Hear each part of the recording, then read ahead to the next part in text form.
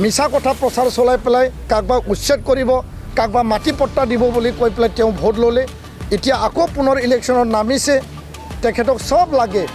আৰু আমি জনাত যোনটো আমাৰ তাত অভিযোগ আহিছে যে ওদালগুৰি টাউন কমিটিৰ চেয়াৰমেন তেওঁ, ওদালগুৰি কলেজৰ গভৰ্ণিং বডিৰ চেয়াৰমেন তেওঁ, ওদালগুৰি হাই ছেকেণ্ডেৰী চেয়াৰমেন তেওঁ, হস্পিটেলৰ চেয়াৰমেন তেওঁ, আৰু কিমান লাগে। 20 বছৰ তেওঁ MLA, ৰাইজে তাক হাৰালে। এতিয়া পুনৰ ডেপুটি চিফ, তাৰপিছত আকৌ MLA খেলিছে। গোটেই টাউন গাঁও ভূঞে যিমান সভা সমিতি আছে তাৰ গোটেই চেয়াৰমেন তেওঁ। আৰু এতিয়া ইলেকশ্যন জিকিবৰ কাৰণে টকা বিলোৱা আৰু গুণ্ডা এপ্লাই কৰি পেলাই, মানে বেয়া মানুহক এপ্লাই কৰি পেলাই তেওঁ গাড়ী ভাঙা, শিলগুটি দলিয়া এইবিলাক কাৰ্যকলাপ চলি আছে। BPFৰ ভিতৰৰ খবৰ, মানে BPF দলৰ যি একদম অন্তৰৰ মানে পাকঘৰৰ খবৰ বুলি ক'ব লাগিব, যে তেওঁলোকৰ মাজত আলোচনা হৈছে যে ৰিহন দৈমাৰী যদি MLA জিকি যায়, জিকাটোতো সি নিজিকে, কিন্তু কিবা কাৰণত তেওঁলোকৰ মাজৰ আলোচনা যদি জিকি যায় তেতিয়াহ'লে তাৰ ল'ৰাক MCLA বনাব। এইটো BPF দলৰ পাকঘৰৰ খবৰ, যে তেওঁলোকেও ভাল পোৱা নাই। আৰু এটা মানুহে কিয় ইমান ল'বহে, এই কথাটো BPF দলৰ নেতা কৰ্মীয়ে কৈছে। AS12 AG 1577 এই বলেৰো গাড়ীখন ভৈৰৱকুণ্ড থানা ওচৰতে শিল দলিয়াই পেলাই গাড়ী ভাঙি চূৰ্ণ বিচূৰ্ণ কৰিছে। আৰু ইয়াৰ কাৰণে মই কেণ্ডিডেট হৈ পেলাই আমাৰ দলৰ শীৰ্ষ নেতৃত্বক লৈ পেলাই আমি আলোচনা কৰিছোঁ। BTRত 15টা সমষ্টিত কোনো সমষ্টিত গণ্ডগোল নাই, 126টা বিধানসভা সমষ্টি অসমত কোনো গণ্ডগোল নাই। এতিয়া আমি দেখিবলৈ পাইছোঁ যে ৰিহন দৈমাৰীৰ কিছুমান গুণ্ডা বাহিনী লগাই দিছে, ইফালে আমজুলি, ইফালে বৰমুকলি, ইফালে ভৈৰৱকুণ্ড, ওদালগুৰি টাউন, খৌৰাং, বিভিন্ন প্ৰান্তত 4-5খন গুণ্ডা বাহিনীৰ দলে এতিয়া UPPL দলৰ সমৰ্থন প্ৰচাৰলৈ যোৱা গাড়ীসকলক তেওঁলোকে শিল মাৰি ভাঙি দিয়া, আক্ৰমণ কৰা এটা নীতি, যি নীতি তেওঁ পৰিষদীয় ইলেকশ্যনত এই পন্থাটো লৈছিল, এই পন্থাটো পুনৰ সি আকৌ এপ্লাই কৰিছে। আমি চলাই আছোঁ আৰু প্ৰতিটো বুথত, প্ৰতিটো গাঁৱত যোৱাটো আমাৰ লক্ষ্য আৰু উদ্দেশ্য। দলৰ হৈ পেলাই আমাৰ জিলা, কেন্দ্ৰীয় আৰু ব্লক পৰ্যায়ত, প্ৰাইমাৰী আৰু বুথ পৰ্যায়ত বিভিন্ন আমাৰ নেতা কৰ্মী গাঁৱে ভূঞে এতিয়া প্ৰচাৰ অভিযান চলাই আছে। আৰু ইয়াৰ কাৰণে ৰাইজক আমি আশ্বাস দিব বিচাৰিছোঁ, ৰাইজক যিখিনি আমি এজেণ্ডা, যিখিনি আমি গেৰাণ্টি আমি ৰাখিছোঁ, যে 8টা প্ৰতিশ্ৰুতি, 8টা গেৰাণ্টি, 36টা প্ৰতিশ্ৰুতি, এইটো পূৰণ কৰিবৰ কাৰণে আমি বদ্ধপৰিকৰ আৰু আমি সংকল্প লৈছোঁ। আৰু ইয়াৰ কাৰণে আজি UPPL দলে ওদালগুৰি বিধানসভা সমষ্টি আমি নিশ্চিতভাৱে আমি 100% আমি জিকি, এই কথাটো আমি ৰাইজৰ যিখিনি উৎসাহ, ৰাইজৰ যিখিনি প্ৰেৰণা, ৰাইজৰ যিখিনি আশীৰ্বাদ আমি পাবলৈ সক্ষম হৈছোঁ। আৰু ইয়াৰ পৰাই আমি পতিয়ন গৈছোঁ যে এই বিধানসভা সমষ্টি UPPL দলে অহা 9 তাৰিখত ৰাইজৰ বিপুল সঁহাৰিত, বিপুল ভোটত আমি প্ৰায় 99,000 আমি টাৰ্গেট ৰাখিছোঁ। আমি জিকাটো নিশ্চিত, এই কথাটো আজি সংবাদমেলৰ যোগেদি BTRবাসী, অসমবাসী ৰাইজক আমি জনালোঁ আৰু আমাৰ দলৰ কৰ্মীসকলকো জনালোঁ। বহুতো আমাৰ সংকল্প আছে, BTR শান্তি চুক্তি অনুযায়ী শান্তি চিৰযুগমীয়া কৰা, শান্তি চুক্তিৰ অনুযায়ী প্ৰতিটো দফা আখৰে আখৰে ৰূপায়ণ কৰি পেলাই জাতি জনগোষ্ঠীৰ অধিকাৰ আমি সকলোকে অধিকাৰক প্ৰদান কৰা। আৰু ইয়াৰ যোগেদি এই অঞ্চলত যিখিনি আমাৰ অনুষ্ঠান প্ৰতিষ্ঠান, আন্তঃগাঁথনি, স্কুল, কলেজ, ৰাস্তা, দলং যিখিনি নিৰ্মাণ কৰিব লাগে, যিখিনি আমাৰ নদী আছে তাত আমাৰ এম্বেংমেণ্ট, মাথাউৰি আমি বান্ধিব লাগে ইৰোশ্যন প্ৰটেকশ্যনৰ কাৰণে। খেতিয়ক ৰাইজৰ কাৰণে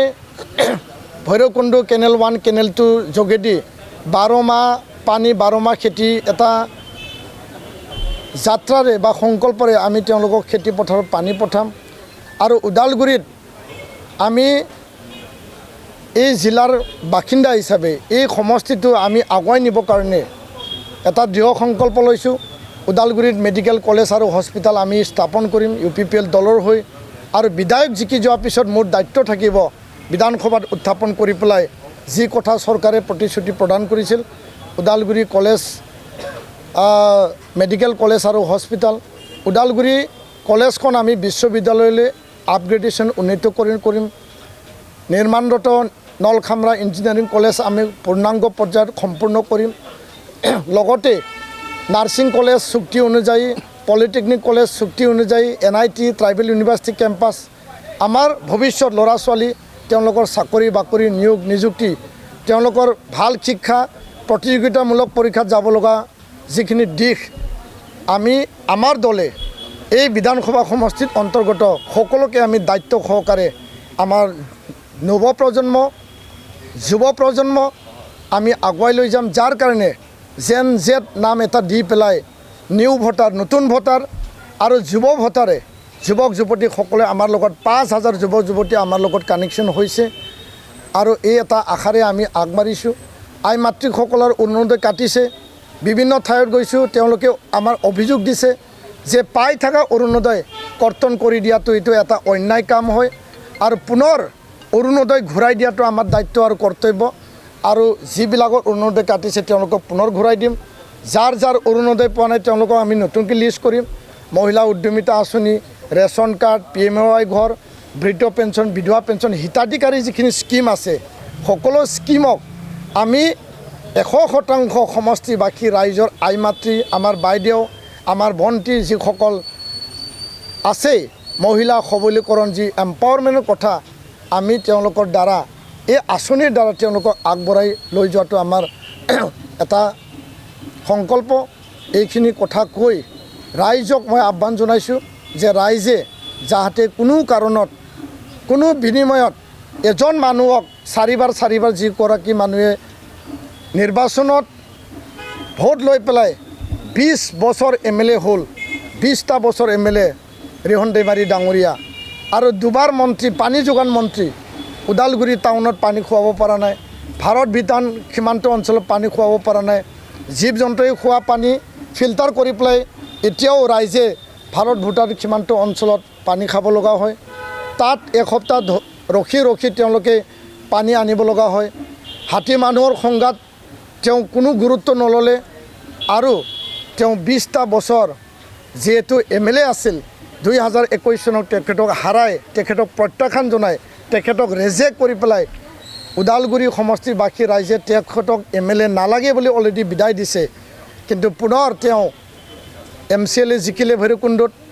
3টা পৰিষদীয় সমষ্টিৰ এটা পৰিষদীয় সমষ্টিত তেওঁ MCLA জিকিলে, আৰু এতিয়া বৰ্তমান ডেপুটি চিফ। আৰু আমি জনাত BJP BPF যদিও এলায়েন্স আছে, ভোটাৰ ৰাইজে UPPL দলকে ভোট দিব, দীপেন বড়োকে ভোট দিব। নতুন মানুহ কিবা এটা কৰিম বুলি আহিছে, আৰু কিবা এটা কৰিব বিচৰা মানুহক এবাৰ সুযোগ দিব লাগে। আৰু তেওঁ যিহেতু ৰিহন দৈমাৰী ডাঙৰীয়া ডেপুটি চিফ হৈ আছে, তেওঁ ডেপুটি চিফ হৈ থাকক। এই মতামতটো BPF দলৰে, সেই মতামতটো বিভিন্ন ৰাইজৰ, কাৰণ এটা মানুহ কিয় দুটা ল'ব, এটা মানুহক আমি কিমানবাৰ চাম, নতুন মানুহক চাব লাগে, সেই কথাটো এতিয়া সকলোৱে কৈছে। এইখিনিয়ে ৰাইজক মই আহ্বান জনাইছোঁ, আপোনালোকৰ আশীৰ্বাদ, আপোনালোকে মোক পুত্ৰ সন্তান নিজৰ ভাই ককাইৰ দৰে যি মৰম আৰু আশীৰ্বাদ দিছে,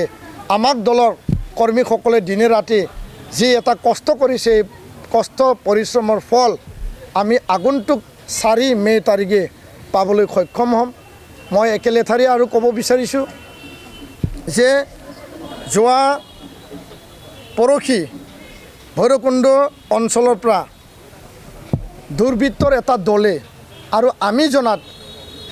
যিসকলৰ আমাৰ সমৰ্থনৰ গাড়ী আছিল, যে AS12 AG 1577 এই বলেৰো গাড়ীখন ভৈৰৱকুণ্ড থানা ওচৰতে শিল দলিয়াই পেলাই গাড়ী ভাঙি চূৰ্ণ বিচূৰ্ণ কৰিছে। আৰু ইয়াৰ কাৰণে মই কেণ্ডিডেট হৈ পেলাই আমাৰ দলৰ শীৰ্ষ নেতৃত্বক লৈ পেলাই আমি আলোচনা কৰিছোঁ। BTRত 15টা সমষ্টিত কোনো সমষ্টিত গণ্ডগোল নাই, 126টা বিধানসভা সমষ্টি অসমত কোনো গণ্ডগোল নাই, এতিয়া আমি দেখিবলৈ পাইছোঁ যে ৰিহন দৈমাৰীৰ কিছুমান গুণ্ডা বাহিনী লগাই দিছে ইফালে আমজুলি ইফালে বৰমুকুলি ইফালে ভৈৰৱকুণ্ড ওদালগুৰি টাউন খৌৰাং বিভিন্ন প্ৰান্তত 4খন 5খন গুণ্ডা বাহিনীৰ দলে এতিয়া UPPL দলৰ সমৰ্থন প্ৰচাৰলৈ যোৱা গাড়ীসকলক তেওঁলোকে খিল মাৰি ভাঙি দিয়া আক্ৰমণ কৰা এটা নীতি যি নীতি তেওঁ পৰিষদীয় ইলেকশ্যনত এই পন্থাটো লৈছিল এই পন্থাটো পুনৰ সি আকৌ এপ্লাই কৰিছে আৰু UPPL দলৰ সমৰ্থনৰ বলেৰোখন ভাঙি দিছে গুণ্ডা লগাই পেলাই ইলেকশ্যন খেলাটো ৰাইজে কেতিয়াও ভাল নাপায় সততা নিষ্ঠা সহকাৰে ৰাইজৰ পৰা ভোট খোজক মিছা কথা ভুৱা কথা মিছা কথা প্ৰচাৰ চলাই পেলাই কাকবাক উচ্ছেদ কৰিব কাকবাক মাটি পট্টা দিব বুলি কৈ পেলাই তেওঁ ভোট ল'লে এতিয়া আকৌ পুনৰ ইলেকশ্যনত নামিছে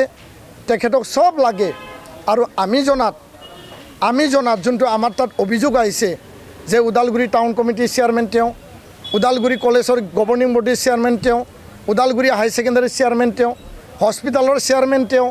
আৰু কিমান লাগে 20 বছৰ তেওঁ MLA ৰাইজে তাক হাৰালে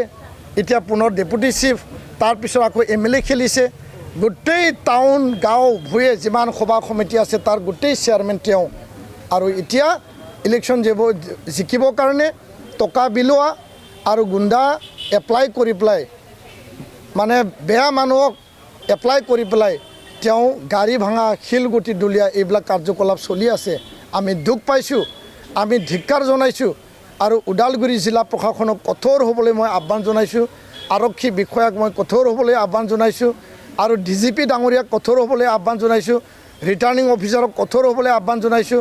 আৰু ইলেকশ্যন কমিশ্যন অফ ইণ্ডিয়াৰ ওপৰত মানে ওচৰত ECIৰ ওচৰত আমি আমাৰ যিখিনি অভিযোগ এই অভিযোগ আমি দাঙি ধৰিছোঁ ইয়াৰ এটা কেছ ৰেজিষ্টাৰ কৰিবৰ কাৰণে আমি FIR দিছোঁ কিন্তু এতিয়ালৈকে একশ্যন লোৱা আমি দেখা নাই তো এইটো উচ্চ পৰ্যায়লৈকে এই যে ইয়াত গুণ্ডা বাহিনী ব্যৱহাৰ কৰি পেলাই ভয় খুৱাই পেলাই ইলেকশ্যন জিতাৰ এটা যি পন্থা যোৱাবাৰ কৰিলে এইবাৰো কৰিছে এইটো কোনো কাৰণত আমাৰ দলৰ মানুহবিলাকে ভয় কৰিব নালাগে আৰু কোনো কাৰণত আমাৰ দলৰ মানুহ হিংসাত লিপ্ত হ'ব নালাগে প্ৰশাসন কঠোৰ হওক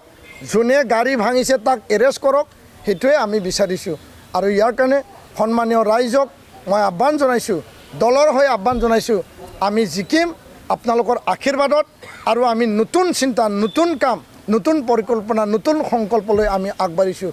এইখিনিয়ে ক'লোঁ ধন্যবাদ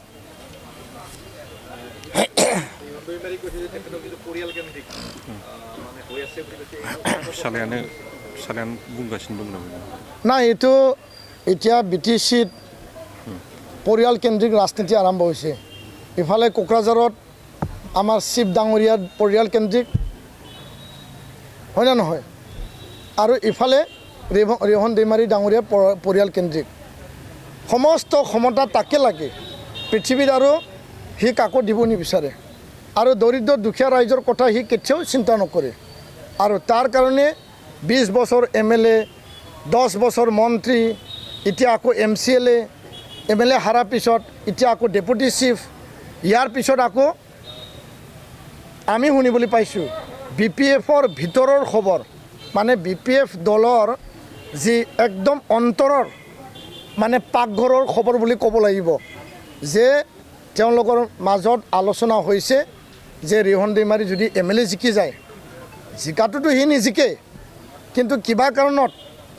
তেওঁলোকৰ মাজৰ আলোচনা যদি জিকি যায় তেতিয়াহ'লে তাৰ ল'ৰাক MCLA বনাব